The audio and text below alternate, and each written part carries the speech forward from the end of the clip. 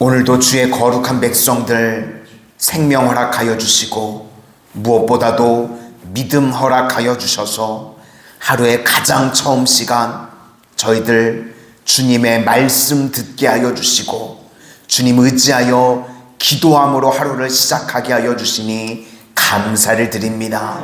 오늘도 주의 백성들 주의 날개 그늘 아래 품으시고 지키시고 보호하여 주셔서 모든 환난, 걱정, 근심으로부터 지켜주시고 오늘도 주님 앞에 기도할 때에 주가 일하심으로 말미암아 승리하는 인생들 다 되게 하여 주시옵소서. 우리 성도님들 각 가정에 직장과 생업과 사업을 축복하여 주셔서 남들은 힘들고 남들은 어렵다고 할지라도 주께서 돌보시는 가정 넘치는 물권의 복을 허락하여 주셔서 이 땅에 생명 있는 동안 저희들 축복의 통로로 사용되어질 수 있도록 은혜 베풀어 주시고 귀한 우리 성도님들 계속해서 중보의 사명 감당하실 수 있도록 건강의 복을 허락하여 주시기를 원합니다. 아프지 않게 하시고 험한 세상 가운데 다치지 아니하도록 하나님께서 불꽃 같은 눈동자로 돌보아 주시옵소서. 또 오늘도 기도하는 주의 백성들 세상 가운데 믿음의 만남의 복도 허락하여 주시고 형통의 복도 덧입혀 주시며 우리 성도님들 자녀손들을 위해서 기도하시는 대로 저들의 앞길 가운데 시온의 대로가 열린 것 같은 형통함으로 열려지는 은혜의 역사가 임하게 하여 주시옵소서. 예수님 이름으로 기도드립니다. 아멘. 오늘은 마음으로 영접하라, 마음으로 영접하라 라는 제목으로 하나님의 말씀 증거하도록 하겠습니다. 고린도후서 7장에서는 총 2가지 주제를 다루고 있습니다. 앞부분에서는 위로이고 뒷부분에서는 근심입니다. 둘 다 마음과 연관이 되어 있습니다. 사실 이 고린도 후서는요, 설교하는 게 쉽지 않다고들 이야기를 하십니다. 왜 그런가 하면 이게 난해한 부분도 많고 풀기 쉽지 않은 게 많이 있다고들 합니다. 이유가 무엇인가 하면 다른 서신은요, 이게 논리적인 사건으로 되어 있기 때문에요, 접근하기가 쉽습니다. 딱딱 맞아 떨어지는데 고린도 후서 같은 경우는 사도 바울의 개인적인 감정, 마음, 이게 굉장히 많이 포함되어져 있습니다. 그래서 주관적인 것이기 때문에 마음을 제대로 파악하지 못하면 전달하기가 쉽지 않다고 이야기를 합니다. 오늘 마음을 다루는 부분인데 첫 번째는 위로입니다. 누구나가요, 위로가 필요합니다. 우리는 이 땅을 살아가는 동안 위로 없이는 살 수 없습니다. 사전적인 의미로 위로가 무엇인가? 괴로움을 어루만져주고 수고를 인정하고 격려하며 칭찬해 주는 사람, 이게 위로인데 이게 쉽지 않습니다. 그런데 이런 것들이 꼭 필요하다는 겁니다. 우리가 다 위로를 받아야 사는 것입니다. 그래서 성경에서는요, 위로의 가치를 굉장히 높게 칩니다. 성령의 별명도 보혜사, 위로자이십니다. 그러니까 성령의 사람의 특징 역시도 우리도 위로자가 되어야 된다는 겁니다. 먼저는 하나님께 위로받아야 되고, 그리고 위로받은 우리도 세상 가운데 위로자가 되어야 된다는 것입니다. 시편 84편 5절 말씀에 주께 힘을 얻고 그 마음에 시온의 대로가 있는 자는 복이 있나이다. 그러니까 주님께 힘을 얻고 먼저 우리가 위로를 받는 겁니다. 그 다음에 시온의 대로가 있어서 또 다른 사람들에게 베풀 수 있는 사람, 이런 사람이 진짜 복된 사람이라는 것입니다. 오늘도 새벽에 주님 앞에 달려나온 우리 모든 성도님들 주께 힘을 얻는 시간 되실 수 있기를 바랍니다. 그 다음에 마음에 시온의 대로가 있어서 우리 성도님들 은혜의 통로, 축복의 통로가 되셔서 위로자들이 되실 수 있기를 바랍니다. 그것이 가장 복된 자라는 것입니다. 그러면 우리가 먼저 위로받기 위해서 해야 될 일이 무엇인가 하면 첫 번째는 1절에 자신을 깨끗하게 하라. 앞부분의 6장 14절에 믿지 않는 자들과 멍에를 함께 매지 말라. 이걸 뒤집으면 예수님과 함께 멍에를 매라는 겁니다. 그러니까 우리가 예수님과 함께 멍에를 매려고 하면 깨끗해질 수밖에 없는 겁니다. 그래서 오늘 1절에 마음과 육체를 깨끗하게 하는 것이 예수님과 함께 멍에를 매는 첫 번째 길이다.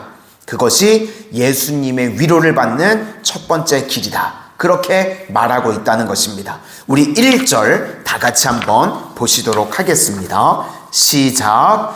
그런즉 사랑하는 자들아, 이 약속을 가진 우리는 하나님을 두려워하는 가운데서 거룩함을 온전히 이루어 육과 영의 온갖 더러운 것에서 자신을 깨끗하게 하자. 지금 사도 바울이요, 사랑하는 자들아, 그렇게 나옵니다. 원래 지금 고린도 교인들이 어떤 사람들인가 하면 사도 바울을 막 대적하고 오해하고 거짓 교사들에게 동조했었던 그런 사람들입니다. 그러면 마음에요, 좋은 마음 갖기가 힘들 것 같은데 사도 바울은 여전히 자신을 대항하는 사람들에 대해서 사랑하는 자들아, 이렇게 이야기를 합니다. 오해와 공격하는 사람들을 사랑으로 품는 것입니다. 이게 예수님의 마음이고요, 예수님의 뜻이라는 것입니다. 일제시대 때 고문을 받던 주기철 목사님께서 고난을 당하는데 순사가 그런 질문을 했다 그러죠. 내가 하나님을 믿는다 그러는데 그 하나님이 지금 너 고난당하고 있는데 어디 있느냐? 그렇게 물었답니다. 그랬더니 나와 함께 고난당하고 계십니다. 그러니까 고난당하는 이 순간에도 하나님께서 나와 함께 한다는 겁니다. 그런데 그 다음 말이 더 중요합니다.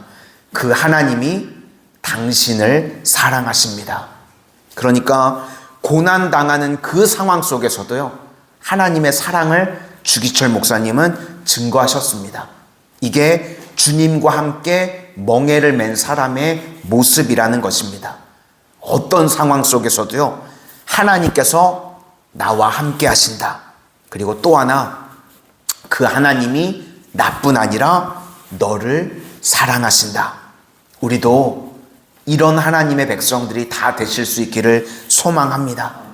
하나님께서 먼저 나와 함께 하시고, 그리고 나뿐 아니라 너도 사랑하신다.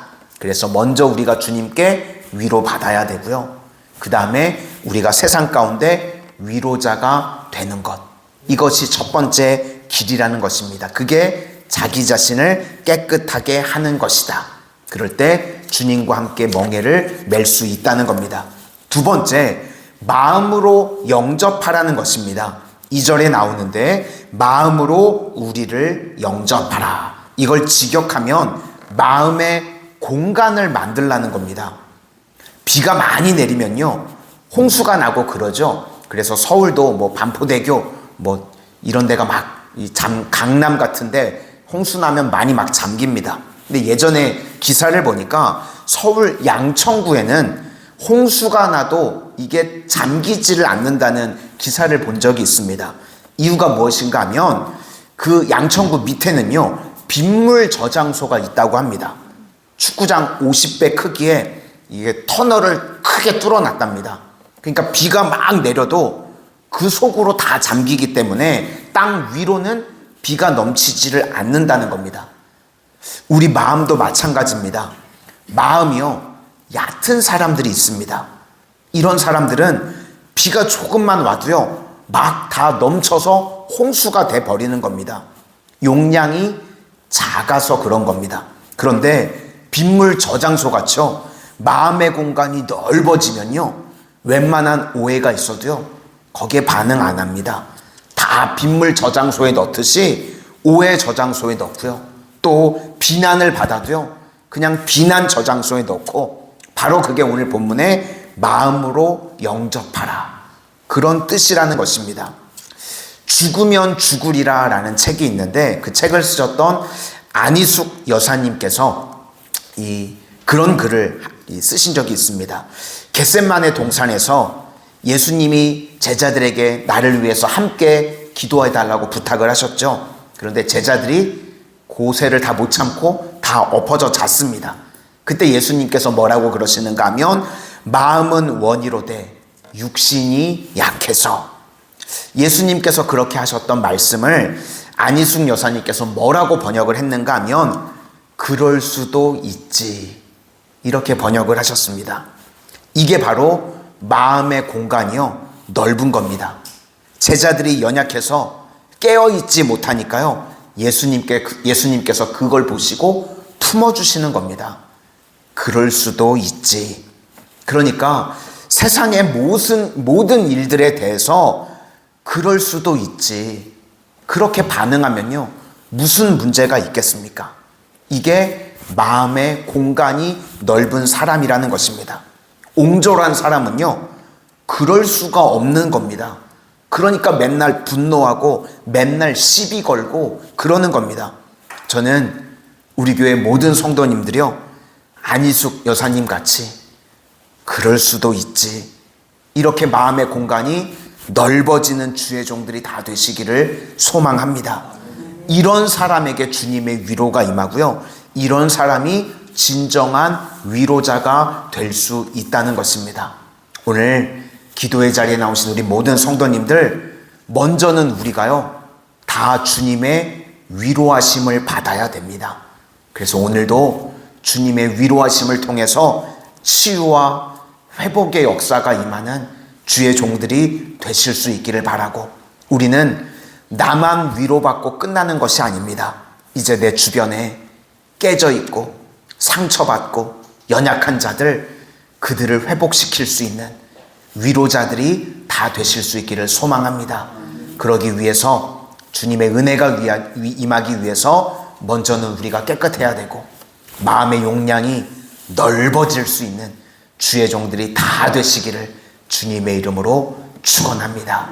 오늘 함께 중보해 주실 때는 우리 4페이지와 5페이지를 보시면 우리 교회와 2월 교회 행사들을 위해서도 함께 중보해 주실 수 있기를 부탁을 드리겠습니다. 기도하겠습니다. 사랑의 주님, 이 땅을 살아가는 동안 저희들 주님과 함께 멍에를 맬 수 있도록 깨끗한 심령들 되게 하여 주시고, 또 저희들의 마음의 공간이 넓어지기를 소망합니다. 옹졸해서 어떤 것 하나도 넘어가지 못하고 그럴 수 없다고 이야기하는 그런 조그마한 마음이 아니라, 어떠한 것들을 보든지 연약한 모습, 깨어진 모습을 바라볼 때 그럴 수도 있지 라고 하며 품어줄 수 있는 넓은 마음의 주의 자녀들 다 되게 하여 주시옵소서. 그럴 때 먼저 저희들 가운데 주님의 위로하심이 임하기를 소망합니다. 세상에서 상하고 지친 영혼들, 주님의 위로가 없이는 저희들 살아갈 수가 없습니다. 오늘도 주의 날개 그늘 아래 품으셔서 지친 영혼들 위로하여 주시고 치유하여 주시고 회복시켜 주시는 충만한 은혜를 체험케 하여 주시고, 이제 주님의 충만한 위로를 받은 저희들, 세상의 상한 영혼들, 지친 영혼들에게 가서 주님의 사랑으로 위로함으로 회복시켜 줄 수 있는 능력의 종들로 쓰임받게 하여 주시옵소서. 예수님 이름으로 기도드립니다. 아멘.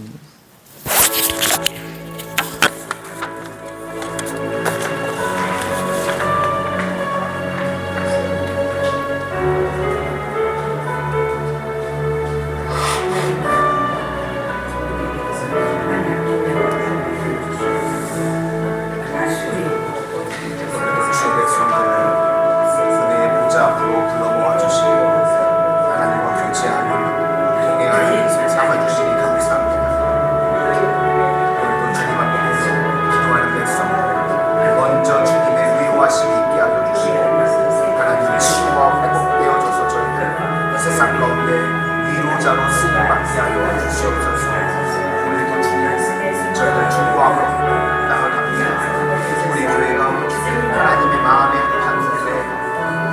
이루어지기를 소망하는 하나님 가족과 같이 우리 교회 우리 성도님들이 하나님의 마음에 합하게 하여 주셔서 하나님을 기쁘시게 해드리는 교회와 온 성도님들 되게 하여 주시옵소서. 하나님의 마음에 합하여서 주님의 뜻을 이루는 교회 되게 하시고 우리 교회가 내 자아가 죽고 예수로 살아갈 수 있는 그런 교회 되게 하시고 예배, 기도, 순교로 날마다 하나님의 임재를 체험하는 교회 되게 하시고 기도의 불이 꺼지지 않는 교회 안에서 다음 생각 계속 세워지는 그런 교회 되게 하시고 말씀에 순종하면서 우다 지파와 같이 성공에 서서 수입받는 교회 되게 하여 주시옵소서.